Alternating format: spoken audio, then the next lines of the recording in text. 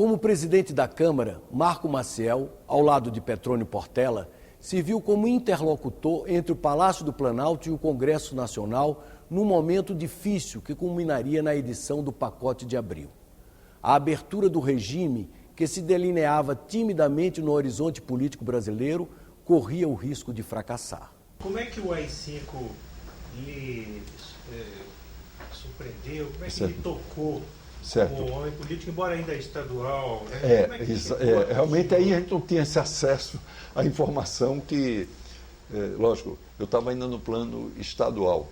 O que acontecia comigo é, eventualmente, vir uma vez ou outra para a convenção do partido, quer dizer, escolha de candidato a presidente, escolha de candidato a governador, não digo bem porque as coisas aí se operavam mais no plano estadual, não é?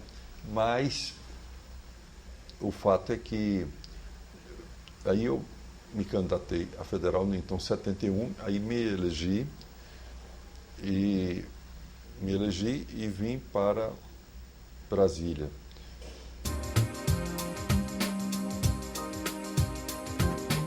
Aí fiquei de 71 a 74, né? 74, aí eu disputo a reeleição do deputado federal. Aí me elegi aí com uma votação maior, penso. Isso tem aí nos meus dados. E eleito deputado federal, aí eu vim aqui, aí já tinha uma certa interlocução com o Petrônio Portela, que era então o presidente do Senado, e também, antes, tinha sido presidente do Senado, Filinto Miller, que também era do PSD.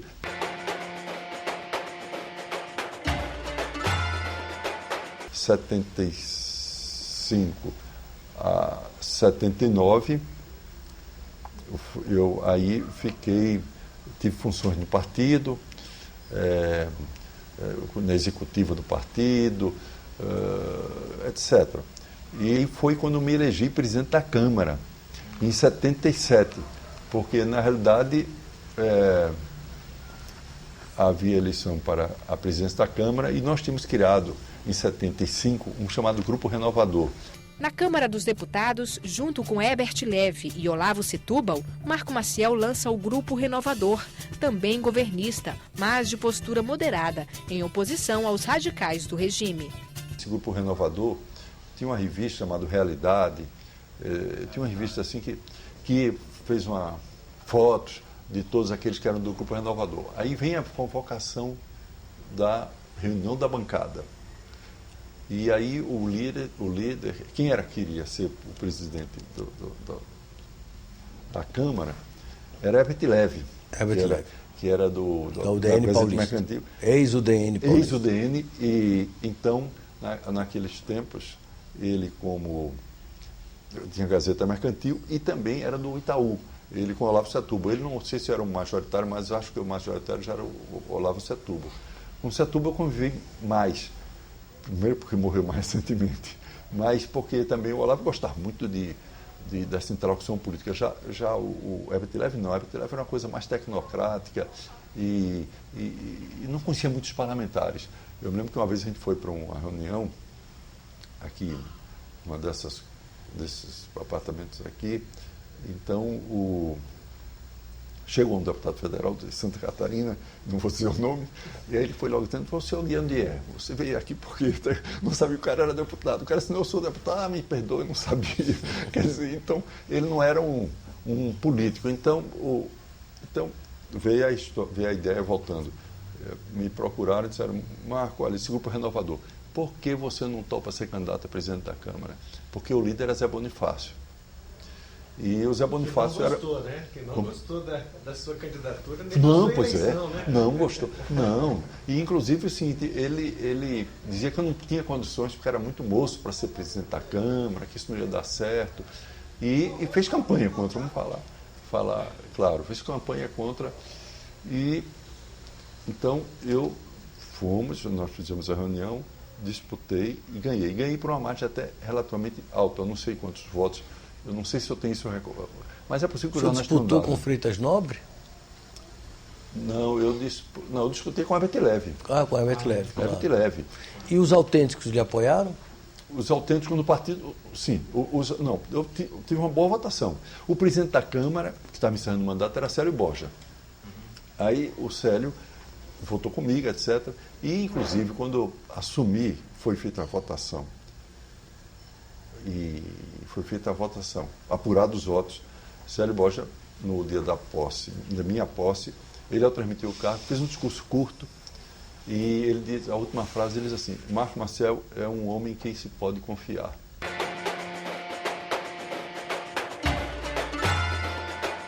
Quando houve eleição, de fato, tive uma boa votação. Eu confesso que eu não me lembro assim o score exatamente, mas sei que foi uma margem relativamente alta. Aí foi proclamado o resultado. E aí Bonifácio foi falar suponho que ele falou com o presidente Geisel, achando que eu era moço e que não era bom esse caminho e tal. A visão do presidente Geisel, ele disse, olha, me procuraram para dizer que não era conveniente a coisa, mas eu perguntei, vem cá, como é que foi? Houve eleição, reunião de bancada? Houve. Quem ganhou? Marco Maciel. Quantos votos? Tantos votos. Vem cá. E o pessoal já diz que eu sou presidente da República, que sou autoritário, não sei o quê. Vão dizer, então, que eu estou querendo impor um candidato? De jeito nenhum, não vou me meter nisso, não. Se eles elegeram Marco Maciel, fica Marco Maciel. Aí, depois eu fui, Patrônio Portela foi a ele, eu fui também, foi aquele praxe de visitar, né, o novo presidente do Senado, o novo presidente da Câmara. Eu fui, conversei com ele, e ele disse, olha, Marco, não vejo porquê, foi uma bonita votação, tal coisa, e o assunto se encerrou. Que julgamento o senhor faz do movimento militar de 64, do ponto de vista histórico? Eu tenho uma dificuldade assim, fazer um julgamento por uma razão muito simples. Porque eu ainda não era ator no plano nacional. Quer dizer,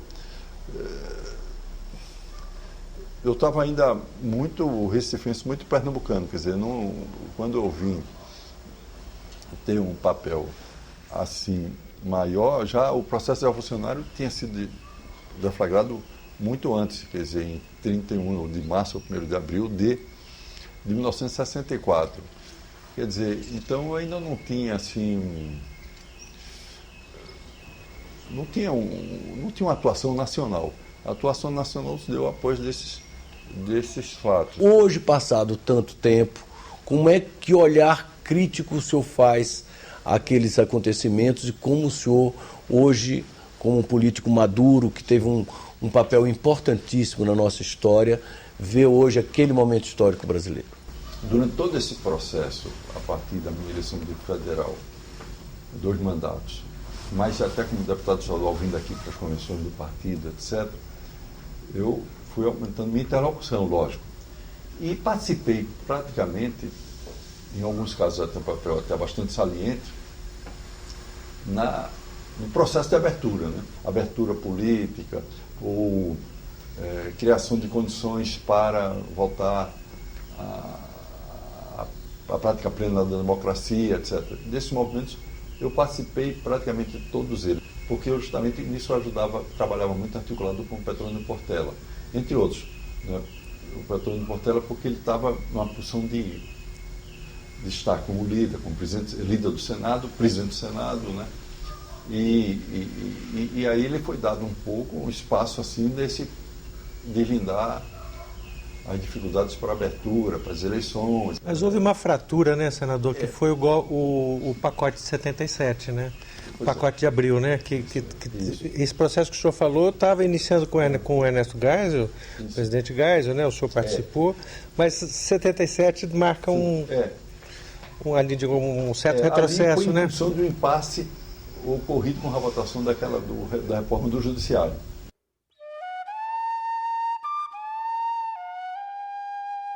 Em 1977, véspera da Semana Santa. Derrotado na votação da reforma do Judiciário, Geisel manda fechar o Congresso. No Palácio do Planalto, Petrônio Portela e Marco Maciel mantinham entendimentos com a cúpula do regime militar. Veio então o chamado Pacote de Abril, que tornou indiretas as eleições para os governadores e alterou a composição do colégio eleitoral. O governo criou 21 senadores sem voto, indicados a dedo pelo Planalto. Além disso, restabeleceu a sublegenda na eleição para o Senado e alterou o cálculo da representação dos estados na Câmara dos Deputados. Todas essas medidas garantiram à Arena uma ampla maioria. Na realidade, foi uma véspera de Semana Santa, então foi um período assim de 10 dias, eu não sei contar, eu não sei exatamente, mas pode ter sido assim, no máximo 10 dias, que logo após foram baixadas aquelas 2 emendas e foi retomado, então, as atividades foram retomadas, inclusive dentro desse processo de abertura. A substituição dos atos de sessões decorrerá justamente do desenvolvimento dos trabalhos do senador Petrônio Portela. Naturalmente, o que se visa é encontrar mecanismos que, inseridos na Constituição, possam servir de defesa do regime contra investidas, sobretudo do terrorismo, que se vale muitas vezes de agentes instaurados no exterior. Em 1978, Petrônio Portela e Marco Maciel percorreram o país em busca de nomes de consenso para o governo nos estados. Escolhido para auxiliar Petrônio Portela na missão de indicar os candidatos do regime na eleição indireta de governadores, Marco Maciel terminaria como um nome forte para ocupar o Palácio do Campo das Princesas, sede do governo de Pernambuco. Não perca, daqui a pouco, em Histórias Contadas.